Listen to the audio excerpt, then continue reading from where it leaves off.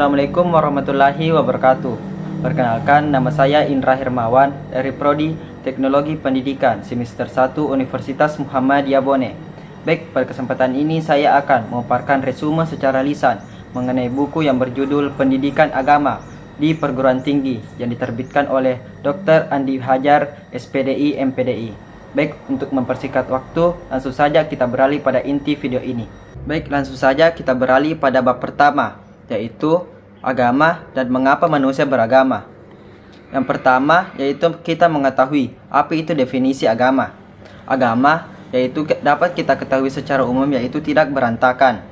Secara umum, agama itu merupakan wadah yang membimbing kita menuju arah yang lebih baik, sehingga kita dapat mengetahui bagaimana tingkah laku dan perilaku kita yang menjadi manusia yang sebaik-baiknya. Dan mengapa manusia itu beragama? Manusia beragama yaitu supaya mereka memiliki fondasi dan tujuan. Dan adapun tipe-tipe agama itu mengajarkan kita tentang kebenaran, membawa kita kepada jalan yang lurus dan tidak bengkok. Agama itu membawa kita mengetahui siapa itu pencipta alam semesta kita, siapa yang menciptakan kita, sehingga kita dapat mengetahui jati diri kita. Jika kita mengetahui jati diri kita, maka kita otomatis akan mengetahui Tuhan kita.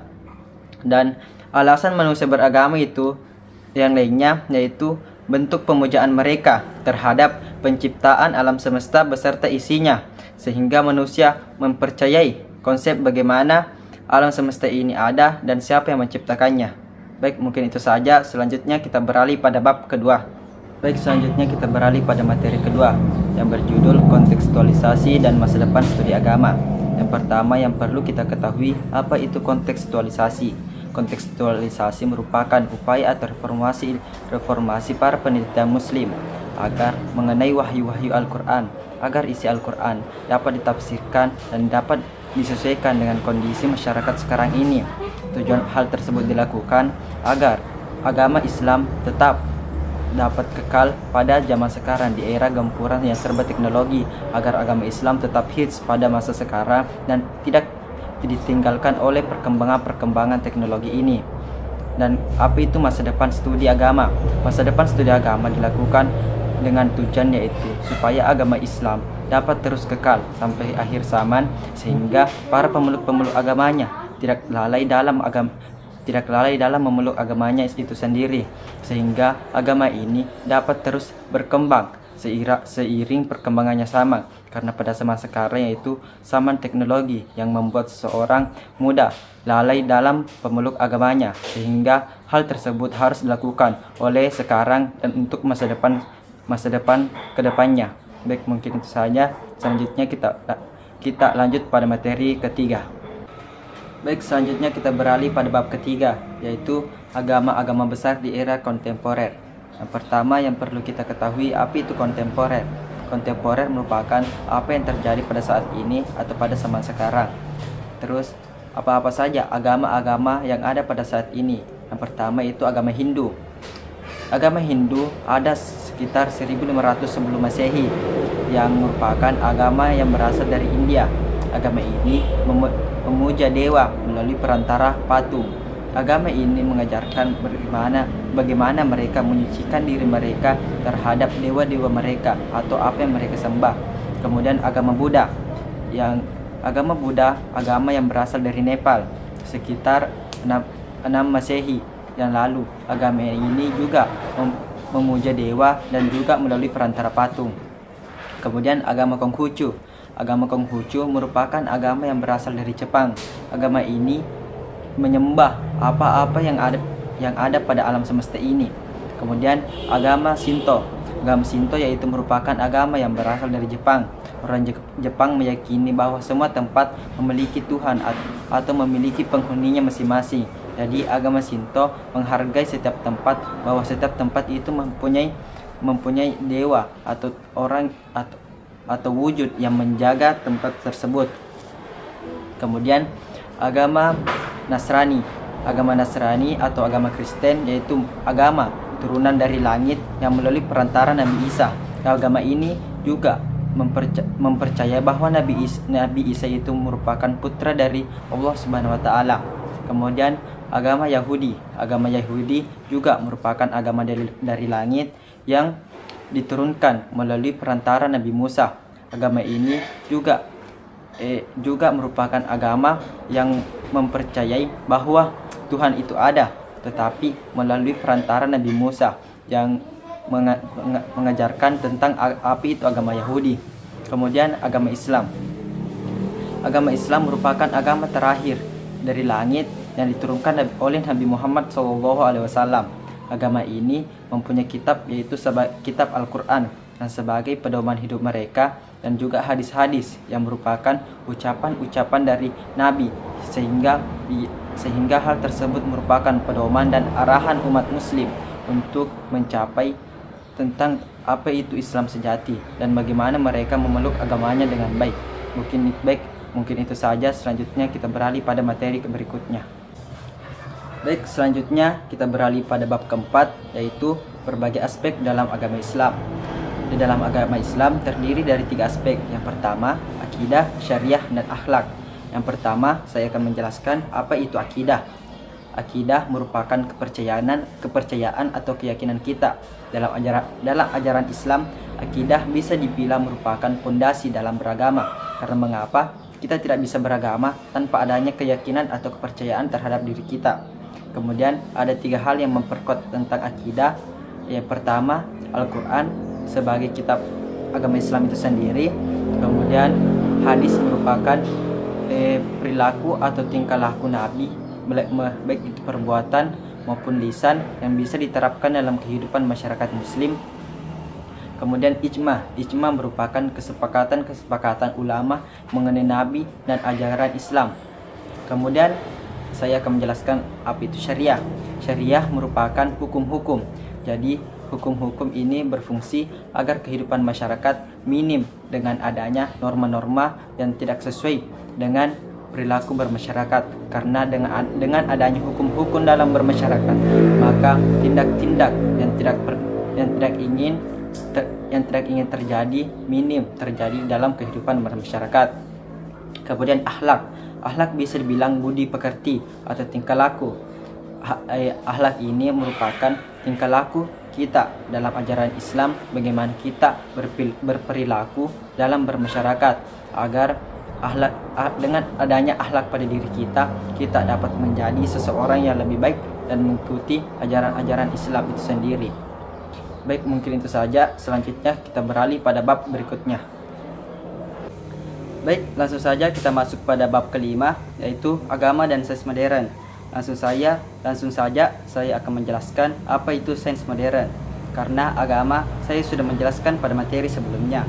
Sains berasal dari bahasa Latin yang artinya sciente, yang dapat diartikan sebuah pengetahuan.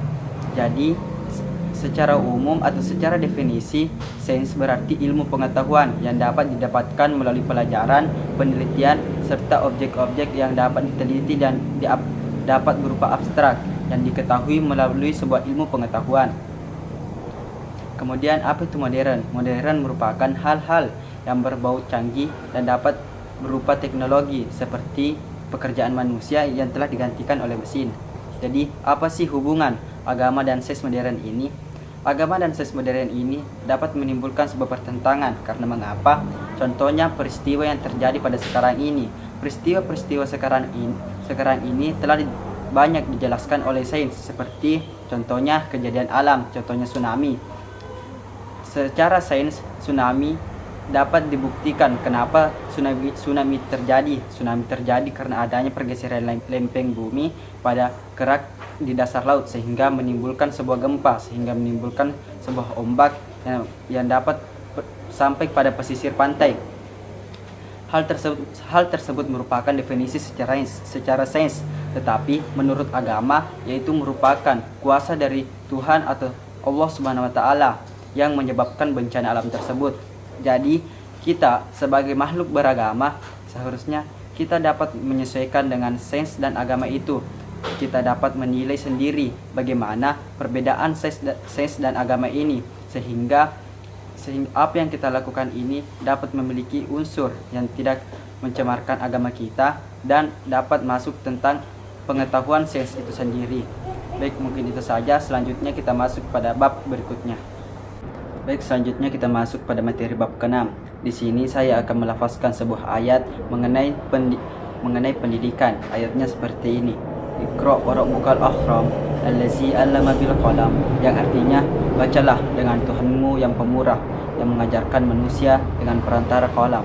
Yang makna dari ayat tersebut menjelaskan bahwa manusia didasarkan sebenarnya itu merupakan sebuah makhluk pembelajar. Jadi, jika manusia ingin mengetahui segala sesuatu ilmu pengetahuan, maka manusia yang harus mengalami proses yang namanya pembelajaran, sehingga apa yang mereka tidak tahu menjadi tahu. Jadi, perantara qalam artinya di sini sebuah kalimat-kalimat. Jadi, manusia itu didasarkan sebuah untuk mengetahui pengetahuan harus membaca dan juga merupakan bentuk objek tulisan, karena sesungguhnya manusia itu merupakan makhluk yang pelupa. Jadi untuk mengingat sebuah pelajaran yang mereka ingin ketahui harus menulis sebuah kalimat baik dalam bentuk buku maupun bentuk-bentuk lainnya. Baik, mungkin itu saja. Selanjutnya kita masuk pada materi berikutnya. Selanjutnya kita beralih pada materi ke-7. Di sini pada materi ini saya akan melafazkan sebuah hadis tentang pendidikan. Hadisnya seperti ini. Dolabul ilmi faridatan ala kulla muslimin, yang artinya menuntut ilmu adalah kewajiban setiap muslim. Hadis riwayat Ibnu Majah. Makna dari hadis tersebut bahwa setiap muslim diwajibkan untuk menuntut ilmu. Karena mengapa? Jika kita tidak menuntut ilmu, maka kita akan menghadapi sebuah pedihnya kebodohan. Karena di dalam Islam, jika kita mati dalam menuntut ilmu atau mati dalam kebaikan, maka insya Allah Tuhan menjanjikan kita surga, atau kita bisa dibilang mati syahid. Oleh karena itu, setiap muslim diwajibkan untuk menuntut ilmu, karena menuntut ilmu ini juga merupakan bagian dari keimanan kita terhadap Tuhan yang Maha Kuasa. Jika kita memiliki ilmu yang tinggi, niscaya jika kita juga memiliki perilaku atau tingkah laku yang lebih baik, sehingga hal tersebut dapat menunjang kita dalam memperbaiki ketaatan kita terhadap beragama atau terhadap Tuhan kita. Baik, mungkin itu saja. Selanjutnya kita beralih pada materi berikutnya.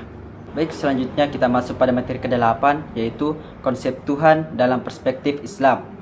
Yang pertama yang harus kita ketahui secara terminologi atau secara kata per kata. Tuhan berasal dari kata bahasa Inggris yang artinya God, yang artinya pencipta atau penguasa alam semesta ini. Perspektif artinya pandangan. Islam yaitu merupakan sebuah agama. Jadi dapat disimpulkan konsep Tuhan dalam perspektif Islam yaitu merupakan konsep Tuhan dalam pandangan Islam.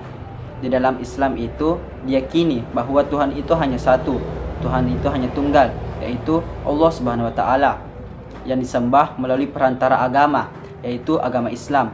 Tuhan menurunkan agama melalui perantara Nabi Muhammad sallallahu alaihi wasallam, yaitu agama Islam yang diajarkan kepada umatnya untuk menyembah Tuhan, bahwa Tuhan itu kekal, Tuhan itu hanya satu, dan patut disembah itu hanya Allah Subhanahu wa taala.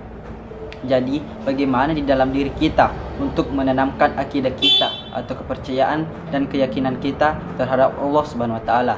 Baik, mungkin itu saja. Selanjutnya kita beralih pada materi berikutnya. Baik, materi selanjutnya yaitu materi ke-9.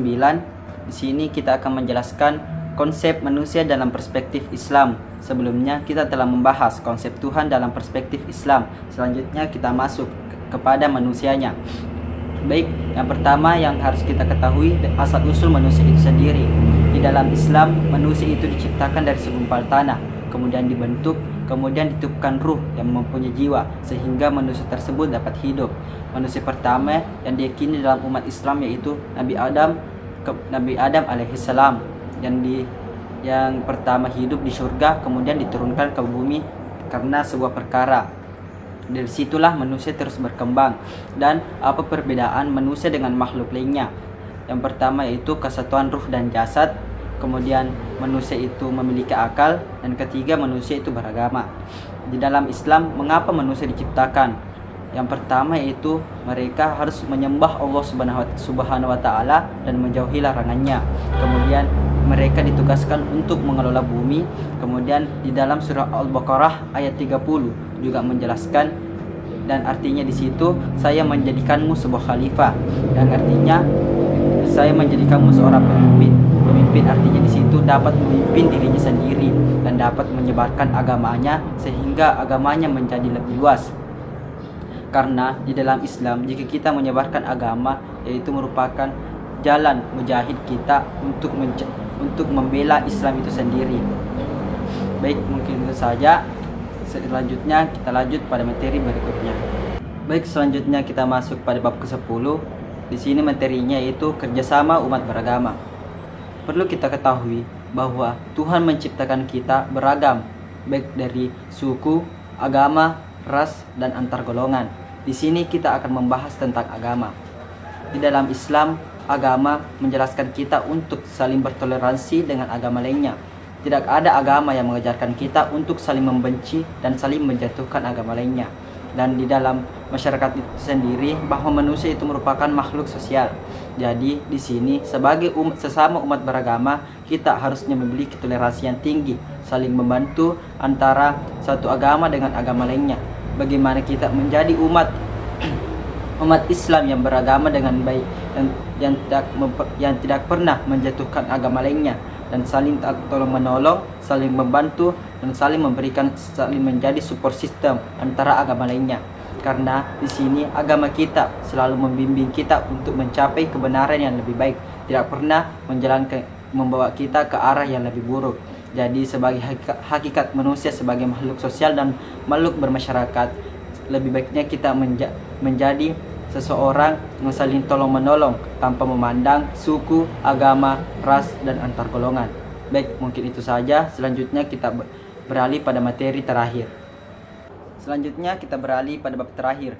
Di sini yaitu merupakan bab 11. Yang judul materinya itu implementasi ajaran agama Islam dalam kehidupan sehari-hari. Yang pertama yang perlu kita ketahui bahwa pengimplementasian ajaran agama Islam dapat dilakukan di dalam 3 tempat atau 3 lokasi yang berbeda. Yang pertama yaitu lingkungan keluarga atau lingkungan rumah, kemudian lingkungan pendidikan, kemudian lingkungan masyarakat atau lingkungan sosial. Di sini yang pertama saya akan membahas lingkungan keluarga atau lingkungan rumah. Di sini bagaimana kita menerapkan atau mengimplementasikan agama kita dalam lingkungan berkeluarga. Yang pertama, kita seharusnya melakukan sholat berjamaah sesama anggota keluarga di rumah. Bagaimana kita memberikan pendidikan yang bermutu tentang agama kita di dalam rumah, sehingga di dalam rumah kita saling mengingatkan tentang agama kita, contohnya sholat, untuk mengingatkan selalu sholat 5 waktu. Kemudian implementasi dalam ranah pendidikan. Di sini di dalam ranah pendidikan tentunya kita juga diajarkan juga untuk mengenai agama kita.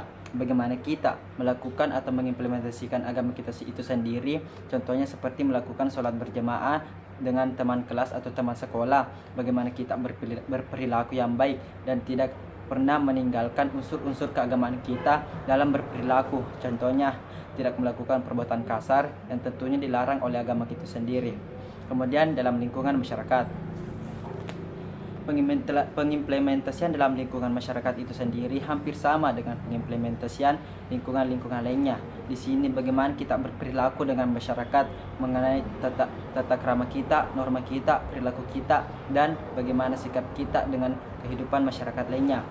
Kita di sini di dalam agama kita diajarkan untuk melakukan atau bertutur kata yang baik, tidak pernah berperilaku yang saling membenci, dan melakukan tindakan diskriminasi dengan makhluk sosial lainnya atau masyarakat. Bagaimana kita membimbing diri kita dan masyarakat lainnya untuk terus meningkatkan iman kita terhadap agama yang kita peluk ini, yaitu agama Islam. Mungkin itu saja pembawaan materi saya secara lisan mengenai buku yang berjudul Pendidikan Agama di Perguruan Tinggi yang diterbitkan oleh Ibu Dr. Andi Hajar, SPDI, MPDI, dan juga merupakan dosen pengajar kami dalam program studi agama. Semoga ilmu yang diberikan menjadi amal jariah dan ilmu yang diberikan oleh kami menjadi ilmu yang bermanfaat dan bisa diterapkan dalam kehidupan sehari-hari. Baik, mungkin itu saja. Sekian dan terima kasih. Wassalamualaikum warahmatullahi wabarakatuh.